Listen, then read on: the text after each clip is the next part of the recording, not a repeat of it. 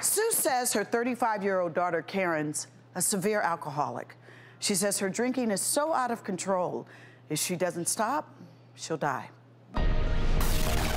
Sue says her daughter, Karen, drinks every day and constantly creates drama. She says Karen's gotten so belligerent to her 7-year-old daughter, she had to call CPS. Sue says Karen's liver is shutting down, and if she doesn't get sober, she fears her granddaughter will have to grow up without a mom.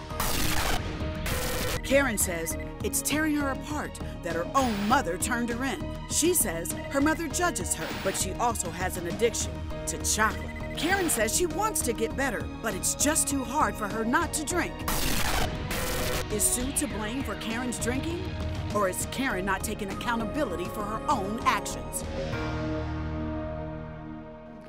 Can you tell us how bad your daughter's drinking is? It's gotten so bad that at this point, she's no longer living in our apartment. It was myself, my daughter, and my granddaughter living together. And the court told her she couldn't live with us anymore because she can't stay sober around her daughter. So, Karen, let's get down to the nitty-gritty. How much are you drinking? What are you drinking? And are you drunk now? No, I'm not drunk now. And I do really good. I really want to get sober, and I'll do really good. No, that's not my question. How much do you drink a day? What do you drink? Vodka, about 5 to 10 shooters a day.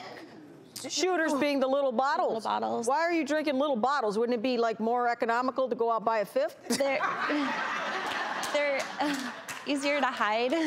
What happened, Sue, that caused you to have to call CPS on Karen? When she would drink, I would hear her demanding things of her daughter that she's not old enough to handle, like she wanted her to cook dinner or fold all the clothes from the laundry, you know, just things that not appropriate for a 7-year-old. Well, and also Karen had asked a man to show up at your apartment that you had no idea who he was. What happened there? Well, that seems to happen quite a bit. She'll have these guys come over, and then this night that all this took place, I heard this loud knock, knock, knock, knock, knock, and so I went to investigate and see what was going on, and there was someone knocking at her window of her bedroom. It's a big patio door.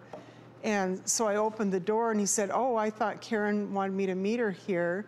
And I said, "Well, Karen's on the bed here, but she's passed out. She's, you know, not responding." And he said, "Well, I'll go then." And I said, "That's a good idea." Right? Karen, you didn't know this man or anything, right, Sue? Well, I may have met him, but I mean, there have been so many that have come in and out that I don't know who. So, Karen, what's going on there? Are you calling different men to come over? Same guy that comes over, and we met a year ago, and we see each other off and on. But he gets off work late, and I don't want him coming through the front door, so I would say, "Okay, come over the balcony. You know, let's hang out and watch a movie or something, and you know, hang out in my room." And it's not random men; it's always the same guy. My mom has met him.